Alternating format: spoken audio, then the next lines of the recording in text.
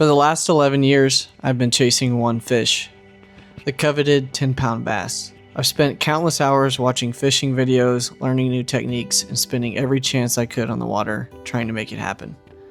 Over the last 3 years, that pursuit finally started paying off. I caught my first double-digit bass, then another, then another. Each fish pushed me to chase something even bigger. Then I caught this fish, a 14-pound, 6-ounce largemouth. The fish I had dreamed of since I was a kid. For years I thought a fish like this was the ultimate goal, but instead of feeling satisfied, it made me realize something. Somewhere along the way I stopped fishing because I loved it and started measuring every trip by whether or not I caught a giant. It took the biggest bass of my life to understand that. Now with the fish I may never beat, I'm left with a question. Do I keep chasing a record that may never fall, or do I go back and rediscover why I fell in love with fishing in the first place? To figure that out, I think I need to go back to the beginning. And that takes us to today. We are trying to figure out what the new direction that I want to fish, what the goals are, find my why again. And I think the best way to do that is to just start from the beginning and start where I fell in love with fishing.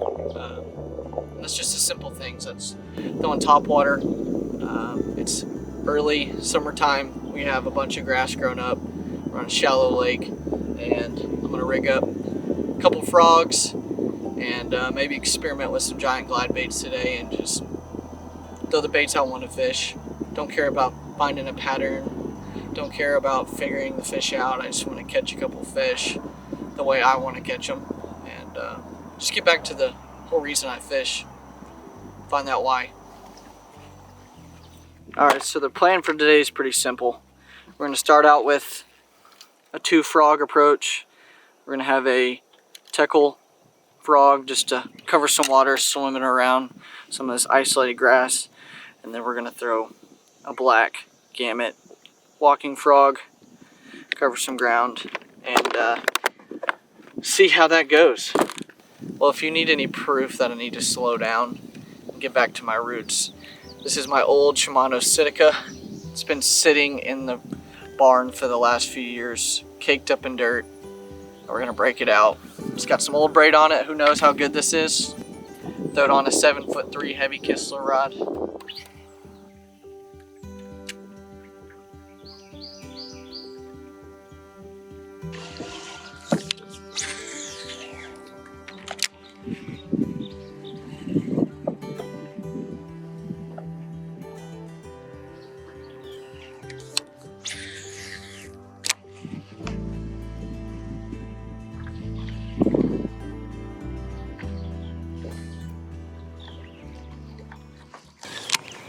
This grass is kind of snotty, and that tackle's caught so many fish that it's a little worse for wear on the weedlessness. So we're gonna swap over to mega bass, big gabbit frog. I think we might get a little cleaner through some of this stuff. This old Sitka, even though it don't look the best, it's doing pretty good. I believe we're officially on the bottom.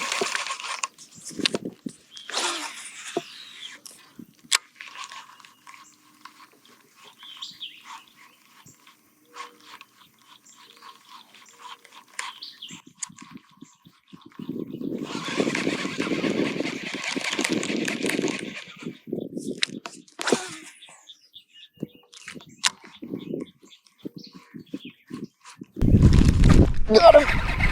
Got him! Oh, that's a good one. Oh, he came off. Oh my gosh, that was like a 4-pounder.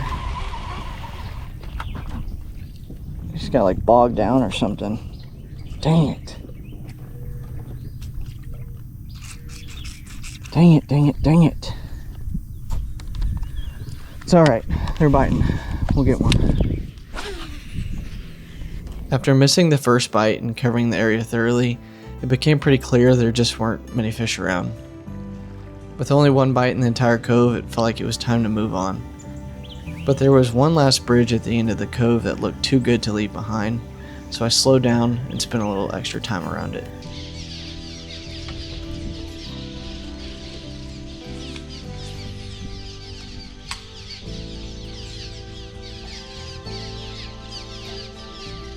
The funny thing about slowing down is you start noticing things you normally overlook, like these cliff swallows.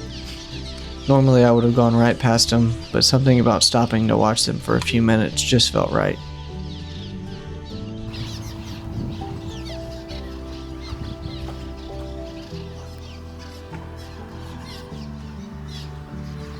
As it turns out, staying put a little longer was exactly what I needed. Fish just blew up right there. Alright, that should be good.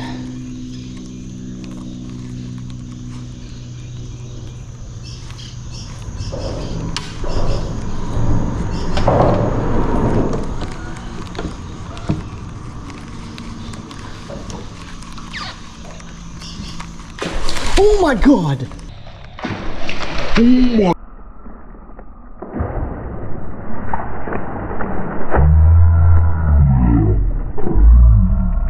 Oh my god. That was like an 8. Oh my god. Come on back for it. Come on. Come on. Oh my gosh. Oh my gosh. Come on.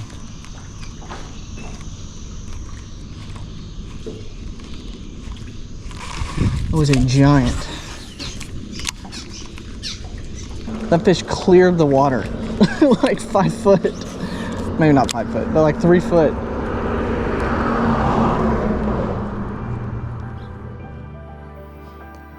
After missing 2 solid fish, the rest of the day was pretty much a wash. We threw a frog for the next 4 hours without a sniff, and spent a couple hours punching, only to miss one on that too. Before long, the sun was setting and day 1 had come to an end. With 1 more day left, there was still time to figure things out.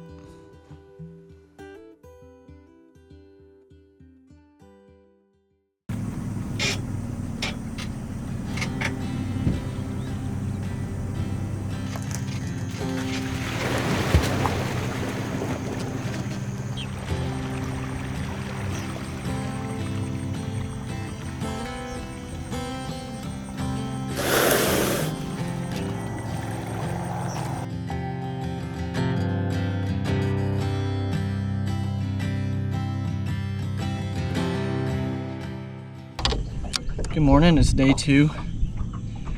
I was gonna end it after the first day, but wasn't really satisfied not catching a fish on camera, so back out, same lake. Based on last week, and it's been a week later, we know it's not gonna be the easiest. So we really have a small window this morning to get that fish we're chasing on the frog. So last week we threw a black big gabbit frog, missed a couple fish. Then we threw a white spro popping frog and did not get a single bite on it. So we're gonna switch this morning to kind of more of a shad bluegill type color frog, and we're on the complete opposite side of this lake, so let's see if we can't get it done.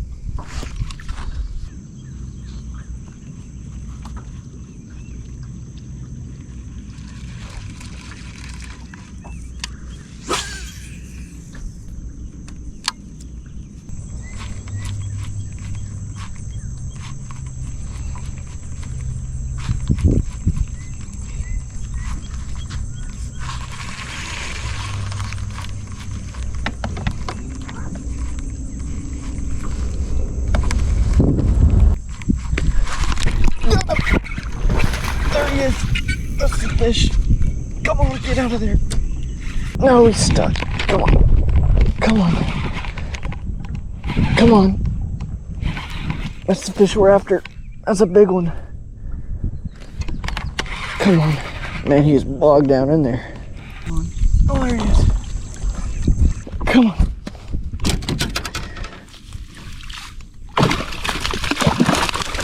definitely not even a freak out. There he is. Oh man, finally happened. Day number 2. Man, that feels good. Look how he ate that frog. There he is. Yes. Finally. I knew if I just stayed to it, it would eventually happen. Man, it feels good. Let's get a 0 on it. Just going out in the middle there.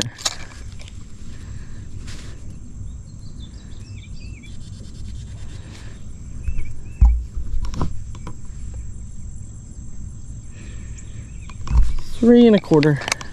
We will take that all day long. Yes.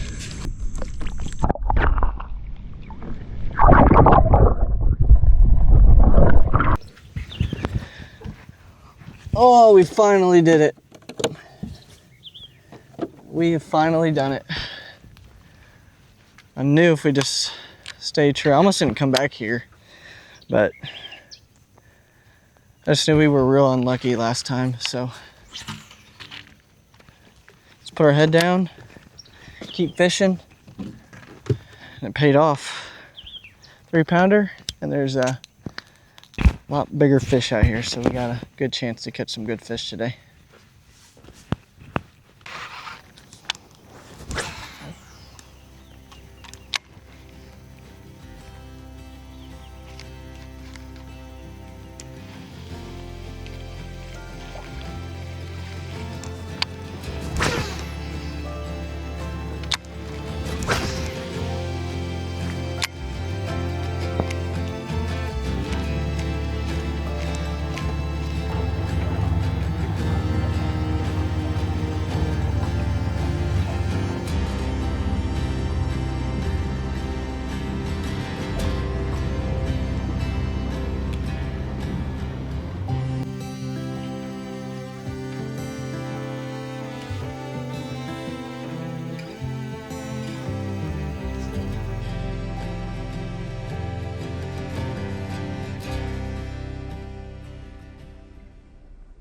All right, so we're at a new spot.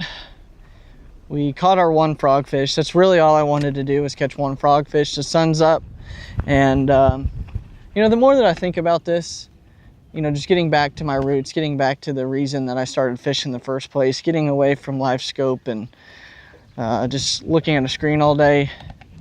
I think I was thinking a little too small, only wanting to throw a frog. Yes, it's the best thing ever, but more than anything, the reason that I fell in love with fishing was nothing's fixed, nothing's for certain, everything changes.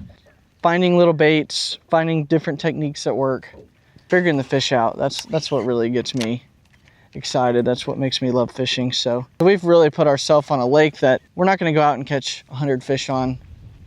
We may only catch this one today. Last time we came out here, we didn't even catch a single fish. But we're going to switch. We're gonna throw the old punching set up, try to figure some fish out. Might go down this line of grass, do some flipping, punch through some of this grass.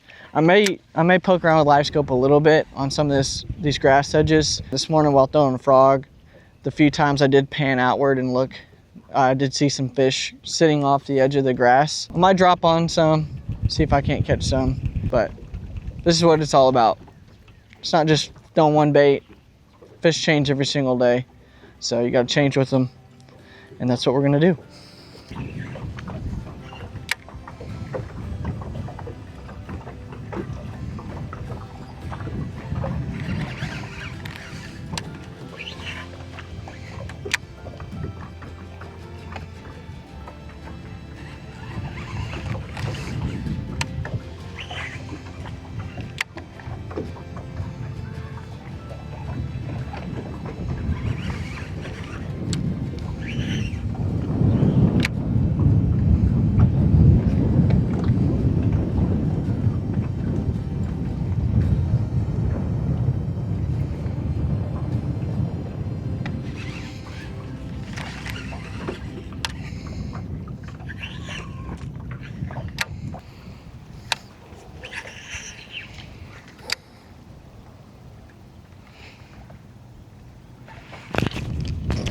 is.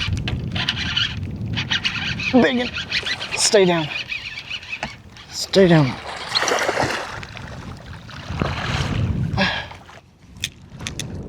There we go.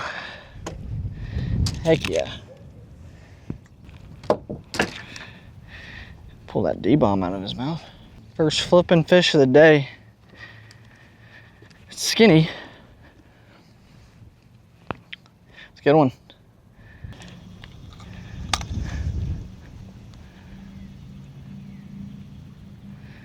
£3 10 ounces.